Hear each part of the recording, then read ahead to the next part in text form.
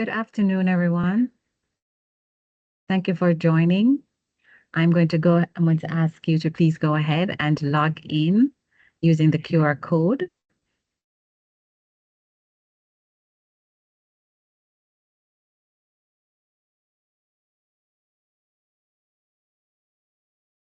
We still have a minute to go before it is time to begin.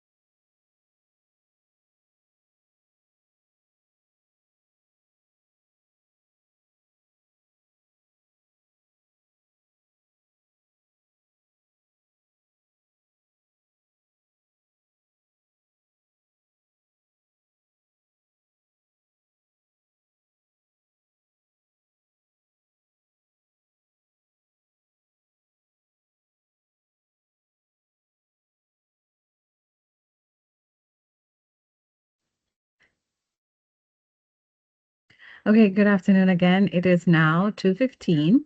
We are going to get started.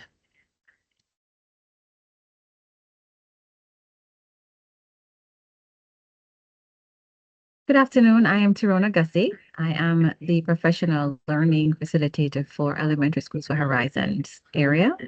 I am presenting on behalf of Miss Amber Dunn, who is participating in another district activity and who is unable to present for you this afternoon.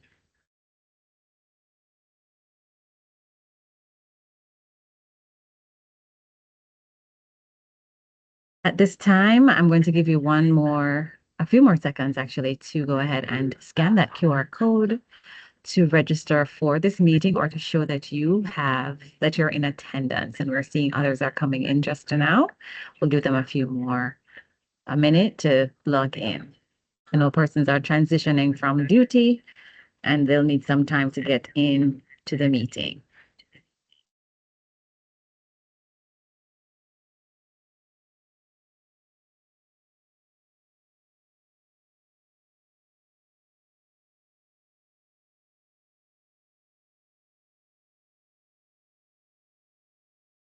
While you're logging in, and for those persons who are already on the call, today we're going to be exploring understanding Georgia Milestones writing tasks and evaluating student responses.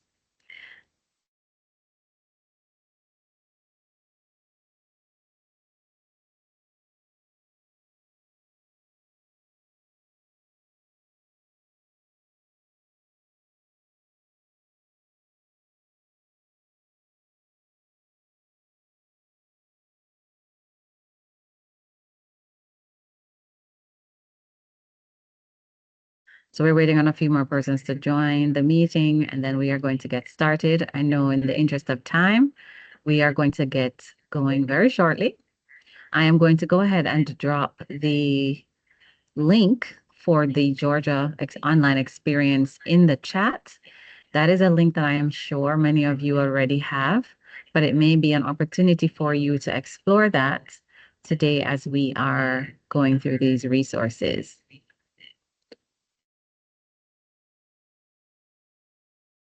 Sometimes I know there are persons who have been moved from a non-testing grade to a testing grade. This is a website that you want to become very familiar with and that you are going to be using. So I'm going to go, it's already in the chat.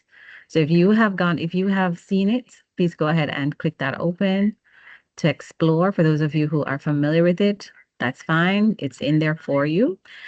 Just so you're aware, the meeting is being recorded, and I am also asking you to please go ahead and remind me to have you sign in again at the end. I'm giving you this chance to do so now so that your presence can be acknowledged.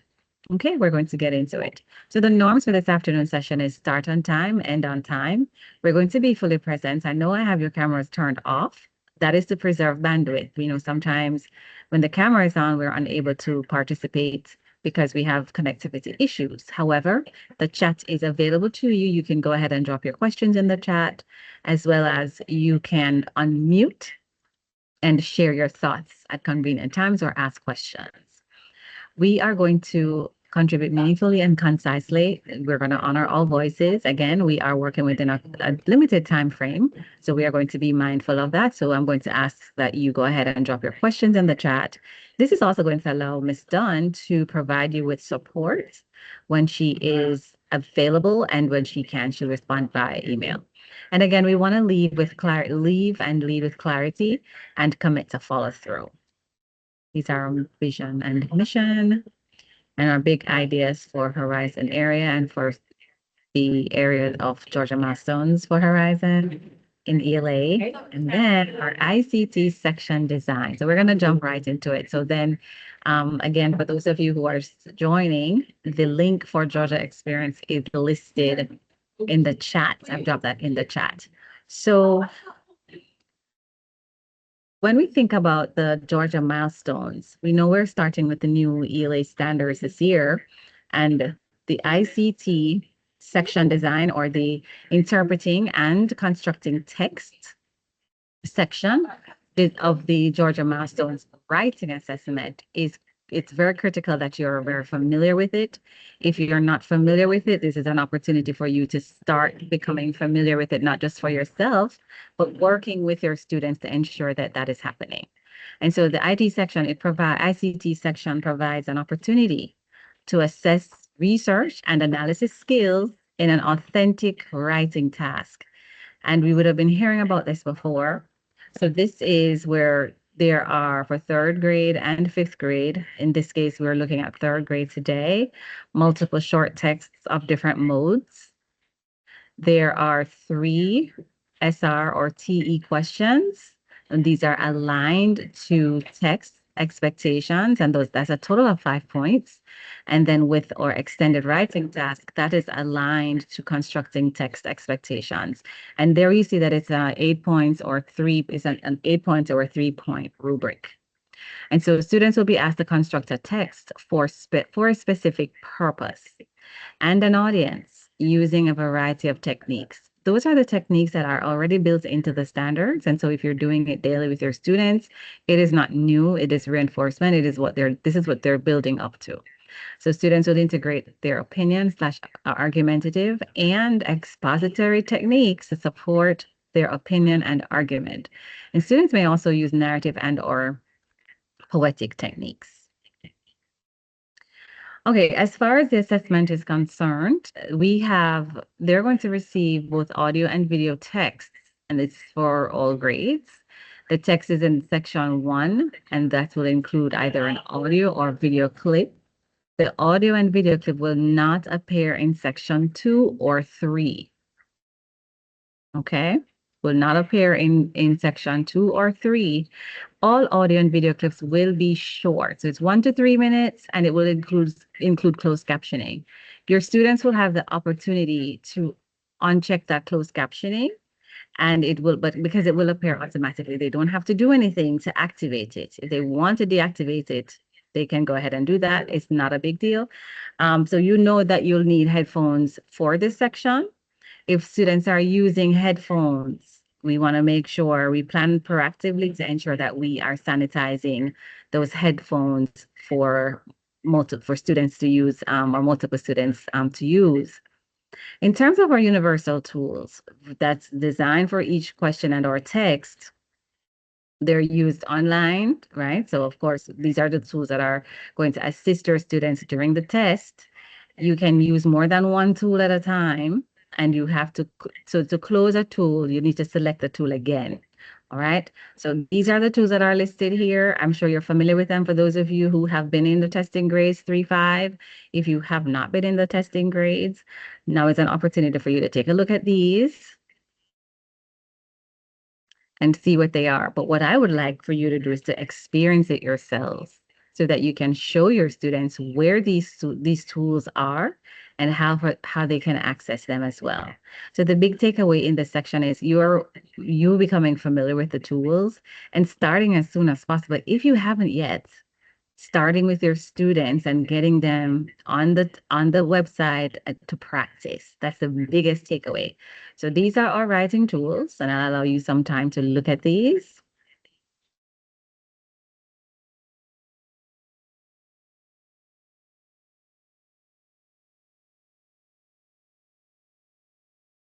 All right. So those are your writing tools.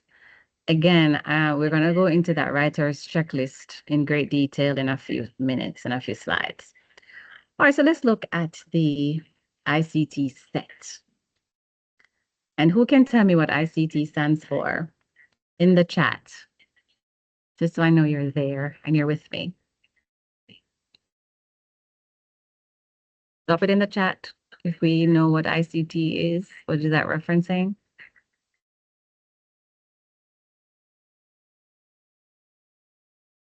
Are you able to access your chat? Thank you. Thank you very much, Miss Brown from Stone Mill. Interpreting and constructing text. Excellent. So let's look at this example. So this is what our set looks like. And these are from if you go into Georgia, if you go into the Georgia Online Experience, you will see this example. All right, so in this case, we have the scenario, research question, and 3 sources. So these sources, we have source 1, source 2, source 3. In your everyday life, right? Your students are asked to what? Cite text evidence. This is why. So when we get into Georgia milestones, it is common practice already in the classroom. It's not anything new. And so where you need to say sources, and so getting them familiar with the 2 different types of verbiage or vocabulary, that's fine as long as they understand what the function of it is. And so you'll see from here, we have the sources. You read the article about bees from a science magazine.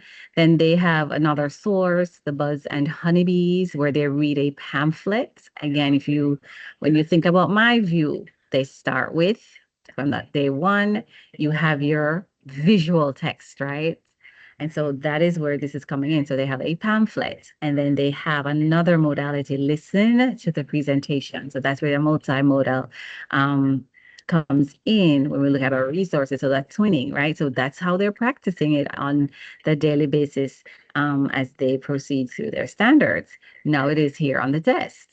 And so with the ICT set for honeybees for 5th grade, I know you're 3rd grade, but the setup is the same because the 3rd grade and 5th grade assessments are formatted in the same manner. Okay. So day 1, 3rd grade will complete the ICT writing task. So they're doing this on day 1. Do we have any questions about this slide? So we see where our 4 items are aligned to interpreting texts. So which 2 questions best answer by the information in source 1, and then they ask about source 2, and then they ask again about the different sources. So they're capturing all aspects of the text that is provided in the assessment. All right. So let's look, so this is 5th grade, and I'll skip over this because, but I would highlight that the writing task includes the research question, the purpose, the audience, and you have to be sure and a be sure to statement. Okay. Now here, I did say to you that we're going to look at that writer's checklist. Your students need to engage with this online portal so that they can identify where they need to go, what they need to click on to access that writer's checklist. They also need to be engaging with this daily. Every time they are writing in your classes, they're looking at this checklist because everything is aligned to this checklist in the assessment. And so if they're very familiar with the checklist, when the time comes, they know, okay, I need to make sure I'm hitting this first. And I can check off that I've done all of this. And so my writing is where it needs to be to attain the full marks from the assessment. Okay. All right, again, I'd love for you to go ahead and drop any questions that you might have for me. I am keeping and being mindful of the time. And so I want you to drop your questions in the chat, not just for me, but also for follow-up from Ms. Dunn. And also, if your coordinators are also a part of this, I've invited them. They'll see the questions in the chat, and they can support you as needed. All right, so now we're on to the writing rubric structure. So the structure is broken up into three traits. So the three traits are covered. So single integrated rubric for each grade level course. And I want you to pay attention to that word integrated. Nothing is done in a silo, right? And so you notice that that's a trend with the new standards. Everything has been combined and everything is integrated. And so here now we're looking at purpose and organization. Students will receive 3 points if the purpose and organization meets the integrated rubric standards. Okay. The same for evidence and elaboration. And then language usage and convention, that receives 2 points. We'll dive into that now. So as far as the purpose and organization for grades 3 and 5 are concerned, you are going to look at, so as you notice, it says 3, 5. It's not separate because why aren't they separate? I said it at the beginning. If you could drop in the chat, why have they combined 3, 5 and given you one rubric description, one trait description for both grades? Why have they done that here?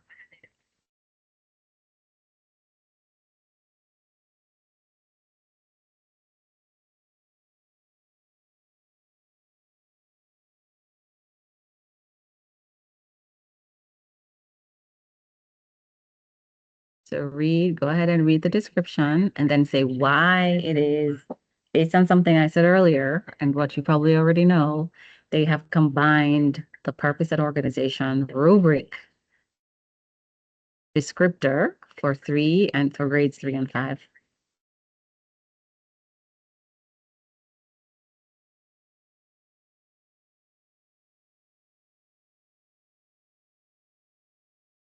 No one? All right, I'm gonna keep going and I want you to share with me why you think that is. I'll give you some time to think about that someone and I'll come back. So this for trait 1, they're looking at purpose and organization. Thank you, Miss Wiggins. I appreciate that. Yes. Okay. So thank you, Miss Wiggins, and thank you, Miss Davis. So 3, 5 are doing the same thing. So you're grading them, and if you join, I mean, I don't know how it is in your school, but I know we only have third graders or should have third grade teachers here today.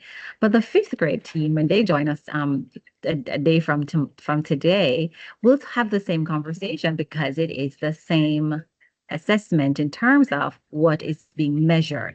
So they're measuring the same thing. The extent of that is different. And thank you for sharing that fourth grade is looking at the peer review, which is why it's not included here, right?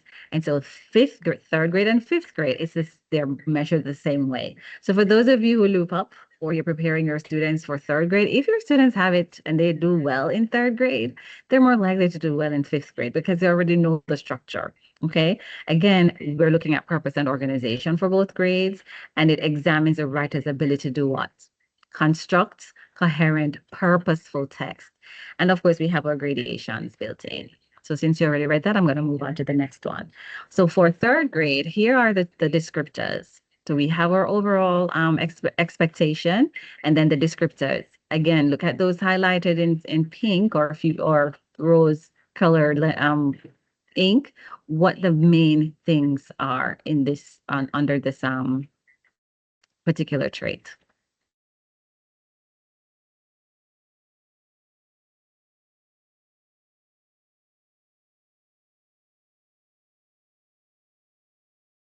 Okay. So what are the main things that you've noticed for this trait? Go ahead and drop it in the chat. What are the main things? And again, if we're looking at this trait and the expectations, in order for a student to receive 3 points, tell me the things that they would need to indicate or their writing should have in order to receive 3 points for purpose and organization. And so again, when we think about it, we're looking at what? They have to be integrated. Okay. So go ahead and drop that in the chat and I'll continue as we proceed through this. So we want our students to to be able to provide a strong introduction. And it clearly establishes their opinion on the topic. Okay. So it must be cohesive and effective organizationally. They must use linking words and they must have conjunctions and transition words, things that you teach them every day, right? Again, if you look at the fifth grade, you'll see some of the same words show up. Now look at what the difference is. Okay. So for fifth grade, the parameters are different, but look at your third grade. What is it that the third graders are required to know and be able to demonstrate when they complete that task? All right, so I know this is tiny and you can't really see the details because it is so short, but what the point of this is, I want you to recognize that the writer's checklist, if the students master the writer's checklist and they know it inside out and they're checking their work, they are going to hit the components of the rubric. Okay, I'm going to say that one more time. You want your students to know that writer's checklist, to use that writer's checklist in their classes, even when it's not a Georgia Milestones task. Because if they're doing that well and they're covering and capturing all of those bulleted points, their grades, their scores will align to the rubric and they should be able to receive their highest score. And that is for information for you too. So if they're missing out on several things on the checklist, then I think the student, and you have other data sources, but we want that real time. What does it look like if they were in Georgia Milestones? Treat every day like that so that they have those checklists. They're using it on their computers. You've printed it out. You've laminated it. They can put put an X beside it when they've done it to increase their chances that they're building that familiarity. So it's default. I'm going to check if my sentences are cohesive and coherent. What does that look like?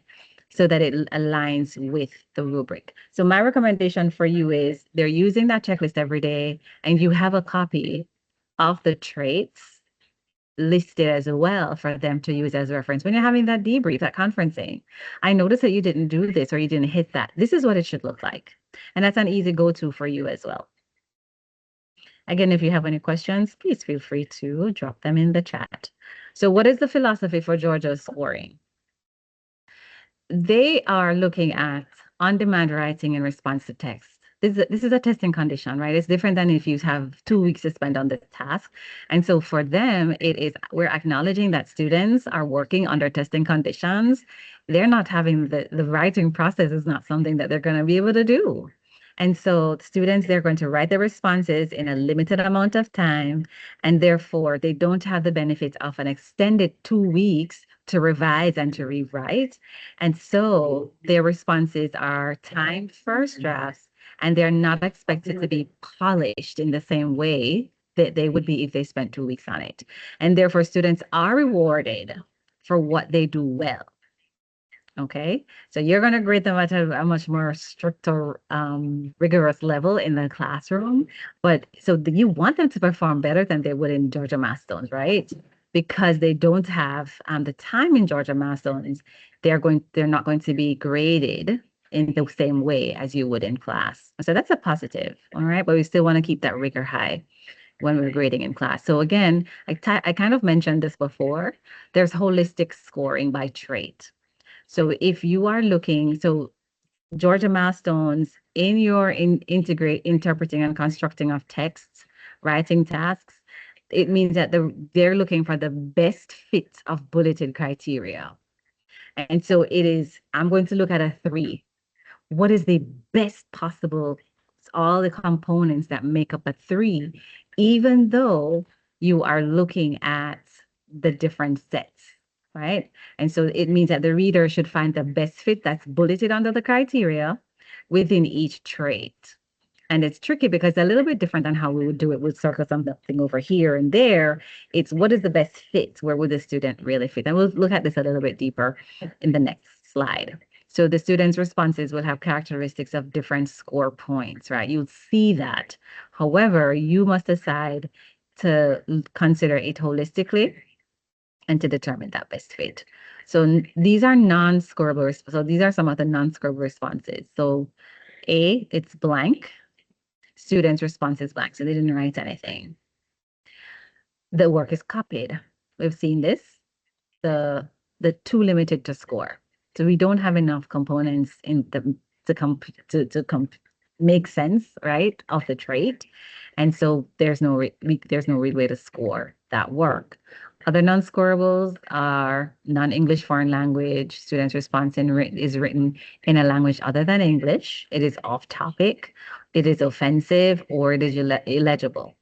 So students, I say to students sometimes when I see them, I said, you do not write for yourself. You write for others. And so, and they're typing, right? So that's great. But they need to remember that we do not write for ourselves. We write for others to be able to understand. So all illegible responses does not contain enough recognizable words to provide a score. And I don't know if I have any exceptional ed teachers on this call today, but I know your students have assistive technology to support them for the next year. Some of your students do. A writer's checklist. Again, I'm going to keep saying this over and over. Let them use that writer's checklist. It is a game changer. When we think about criteria reflection, so these are what the characteristics of a strong introduction look like. And so looks like, so it includes an effective hook. So these are things that you teach your students. I'll give you a second or a few seconds to review this. I don't have to read it to you because you're familiar, I think, for the most part with with this list.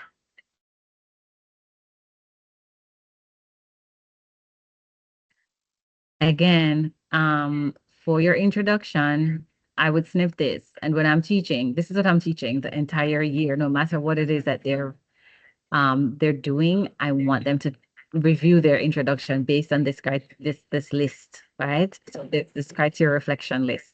That's what I want them to use. Okay, so let's look at how the score is for an introduction. This is a sample. Take a look at the sample. And I want you to share with me at least one observation that you make from the score. How did they score it? What are your thoughts? It could be one word.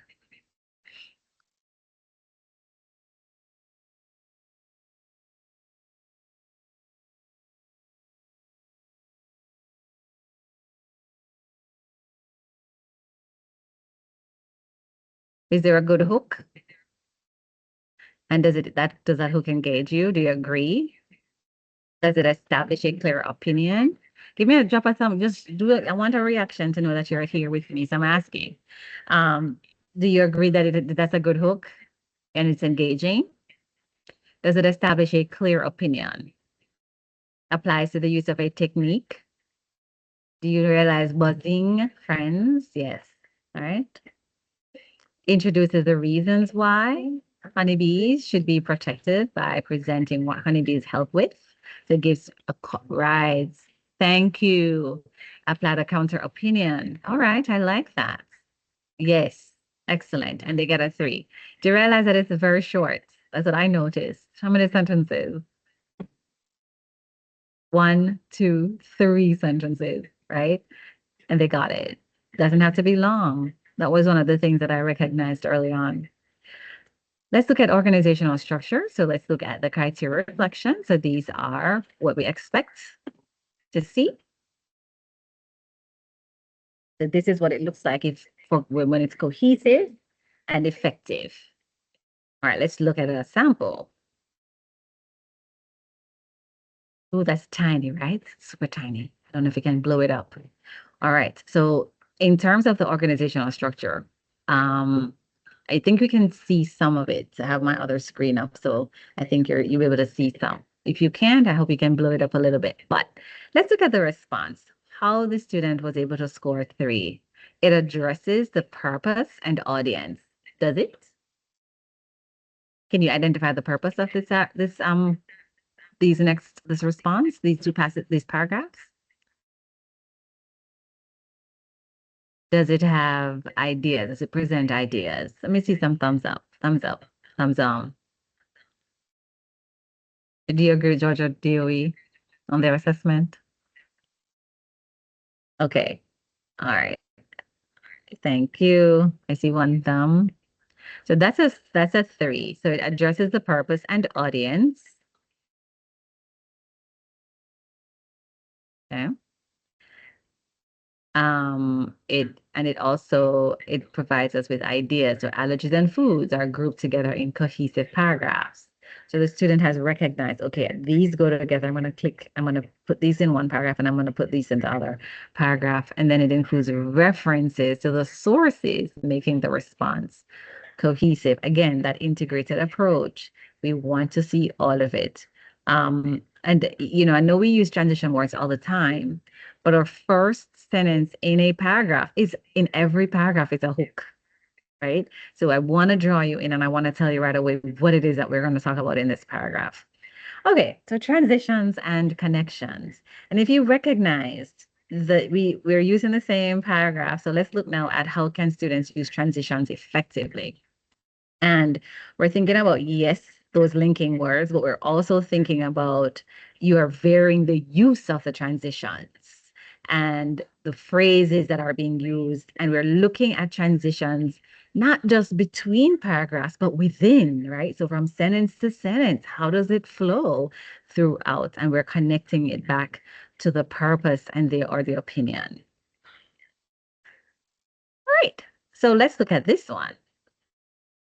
I'll give you a second to skim and scan the two paragraphs.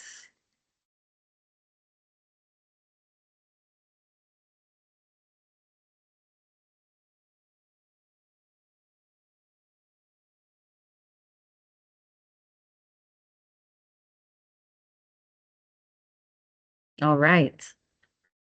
What do you notice in between the what do you notice within the body of the paragraph, in between sentences? Did you notice any transitions in between? What transitions, if any, did you notice? What did you notice about how the student connected the reasons to the evidence?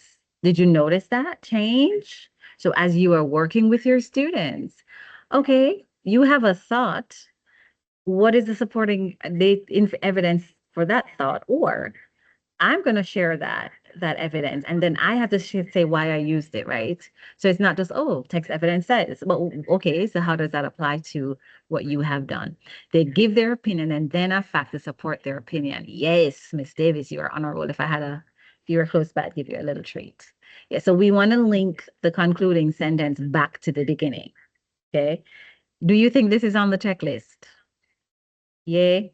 No?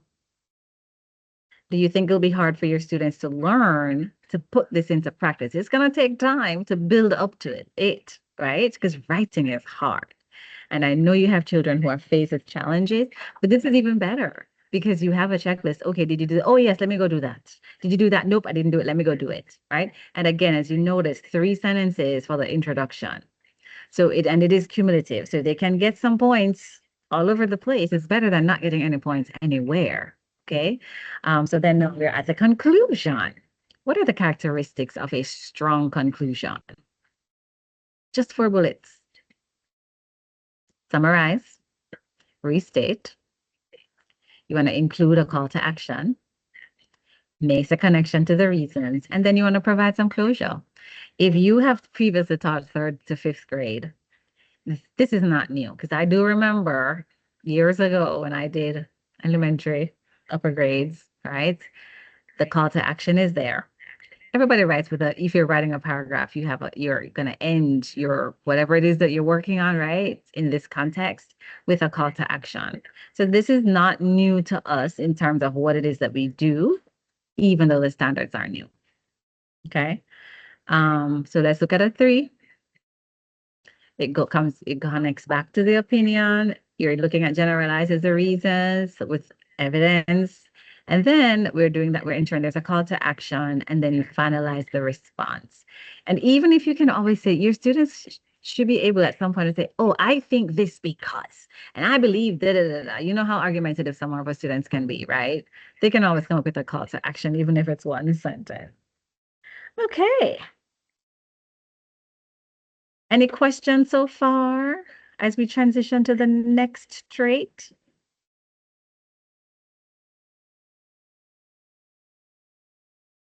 All right, so let's look at evidence and elaboration.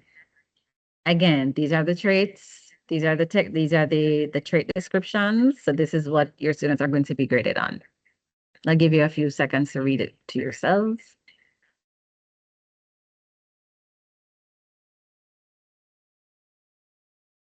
And just read the third grade portion of it, unless we have others here today.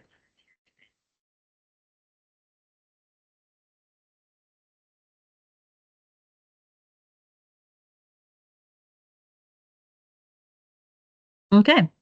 All right. So let's examine what that looks like in real life. So we're looking at the descriptors for each for the rubric. Again, we see where they are combined for the third and fifth, and we see that expectation listed there. And then let's look at the trait description. They should be able to provide reasons that effectively support the stated opinion, and it tells you what that should look like. So supports the provided reasons effectively by integrating relevant and well-chosen information. So facts, definitions, details from these sources. Remember, they get the sources. So how are they using the sources to support what they have shared, right? And then elaborates effectively on provided reasons and ideas using techniques. Yes, those techniques. So we're getting them familiar with that. So what is not new? Again, you see that in the same way we talked about the first trait, we're doing trait two in the same manner. Okay, so all three traits, I'll just tell you right now, they're set up the same way. And so we have our traits are in the checklist. Our checklist is made up of the traits or the components of our rubric, right? That highlight the traits. Okay, here we go. So the criteria reflection, these are our reasons. What are the characteristics of reasons? So when you provide a reason, the students must provide a reason or reasons that are connected to the research question, valid, factual. They must be clear, logical, and must be based on the sources and consider who or for whom they are writing. Who's your audience? Again, everything is integrated. It's not siloed. Reasons. So here's an example. Look at the 3 and how that student was awarded a 3.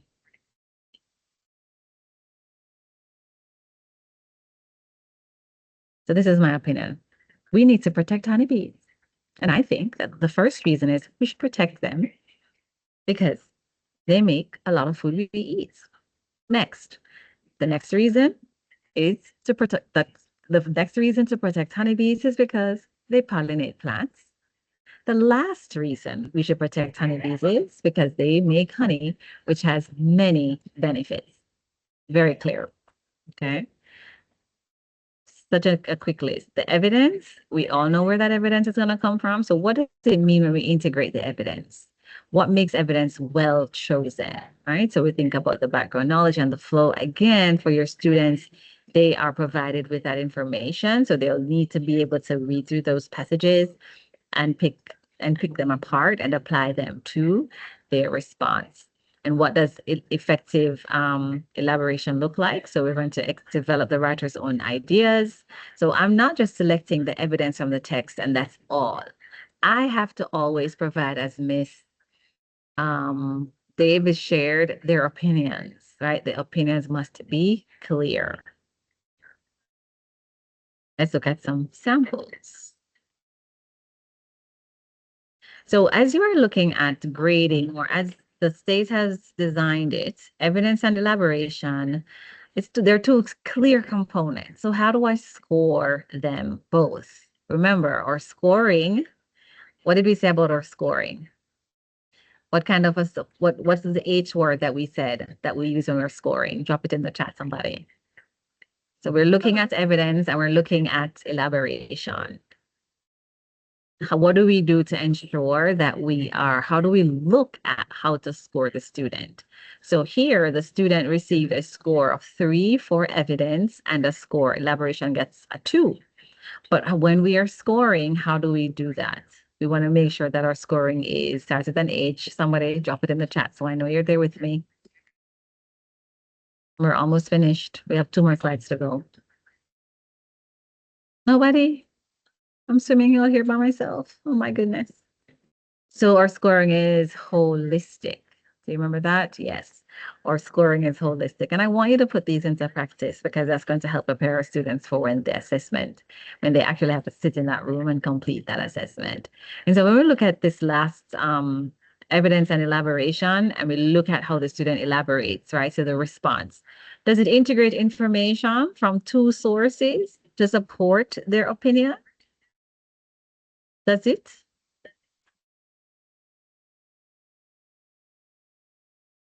And is it effectively supporting that opinion with well-chosen information? Is the information that they selected applicable to their argument? Thank you, Ms. Carter.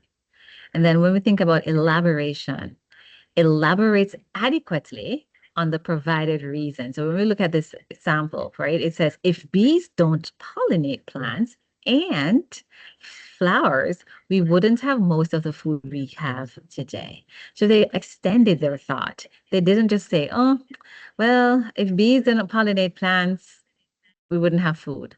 It's just it's stretched out, right? It's fancy. Yes, I am aware that several of our students are not fluent with words, but again, under exam conditions, they are not expecting them to be writing as though they have been working on it for 2 weeks, but also if they're able to share their ideas, they're on the right track. And I think that can be practiced and those skills can be honed.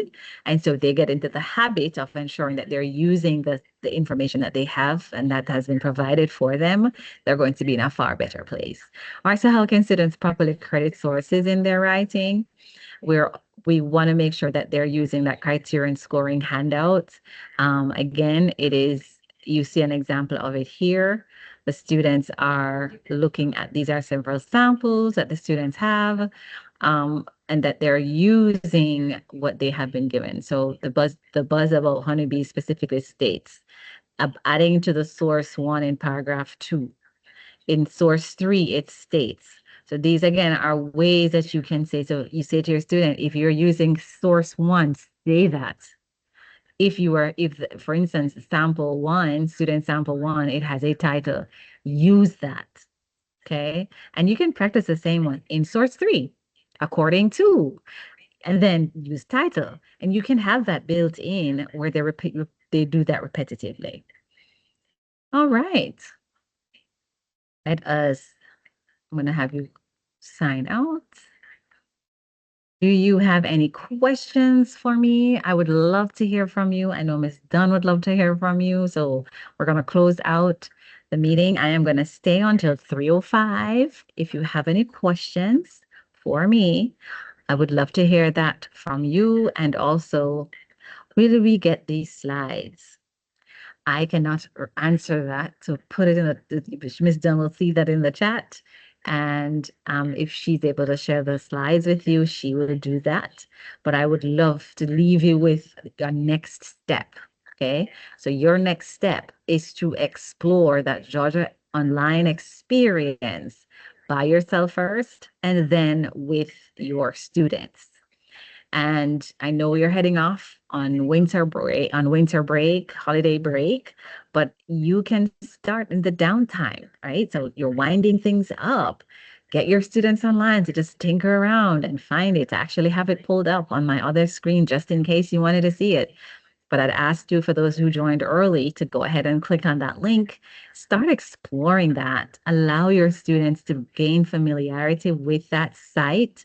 It is going to be a game changer. You don't want your high performing students to get tripped up because they did not know how to navigate the space nor how to find the tools, right? If you have a student who's super, capable, but they get distracted by captions and they need to turn it off, but they don't know how, that's going to trip them up and that's going to affect their ability to do well on the assessment. So you don't want those little things to get in the way of your students who have it in the bag. For the other students, you're going to continue to build up and work through getting them prepared. They're very systematic ways. The structures are very similar.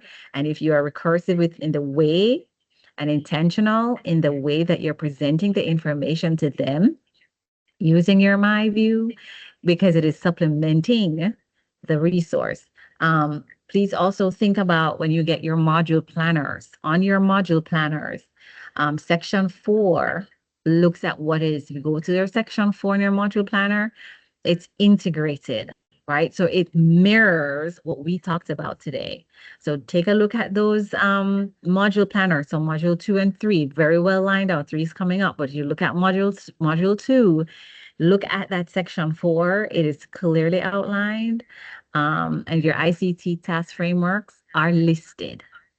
Okay, so it's not a surprise to you, nor will it be a surprise to your students because you are practicing and you're using that with them um, on a daily basis. All right.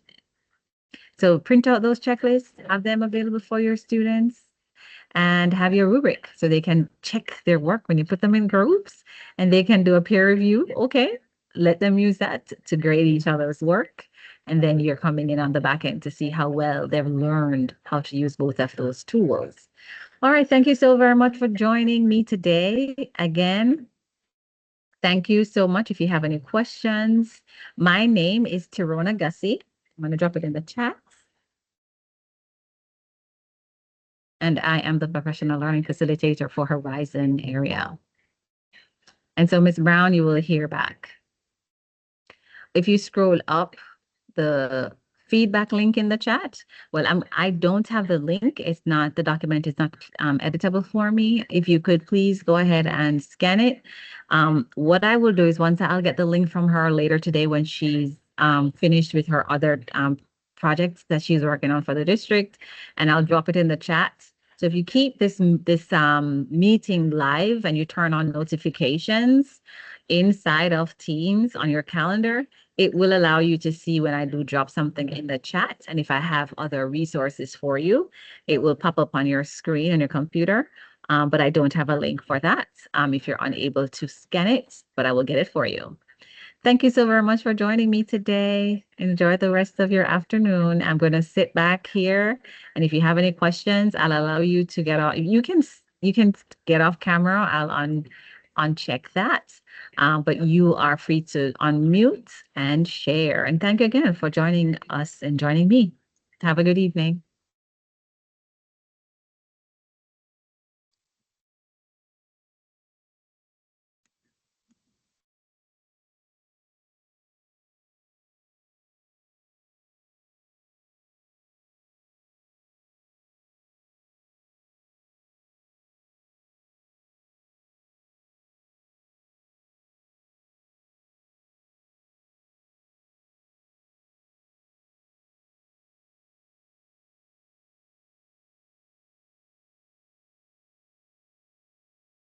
Okay, I inadvertently, so you should be able to.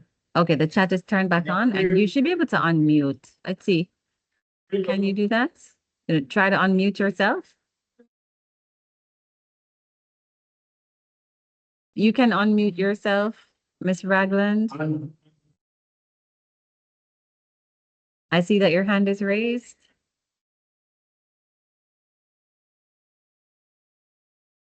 Okay, Miss Boyd, I understand. I'll drop it in the chat for you. And then once it's available, just leave your notifications on for this meeting and you'll be able to see when it comes in.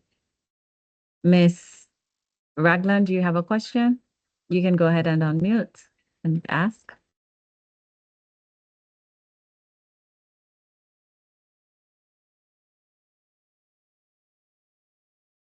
Yes, the presentation is currently being recorded. And once the presentation is, once it's off, it's going to render and it should show up in the chat, on your landing page for this meeting. So if you go back into the calendar invite and you open calendar inside of Teams or the landing page for this meeting, you will see the recording for the meeting. So thank you for asking that question. So it is being recorded. You will need to log into your DeKalb County account to be able to access the video though.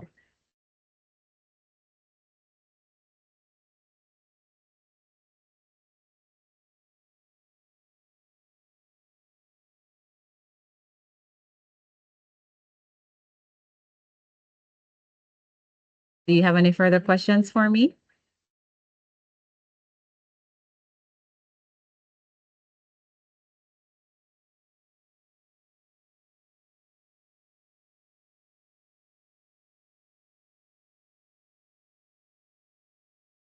Thank you so much for answering my questions. Have a great holiday. I'm signing off.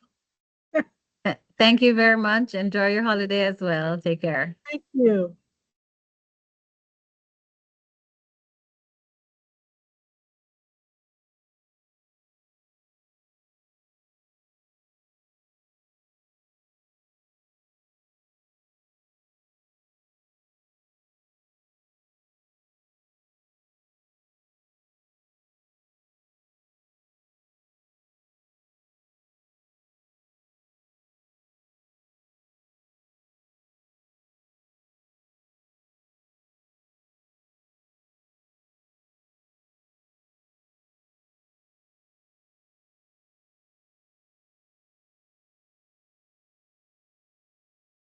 All right, thank you very much, everyone.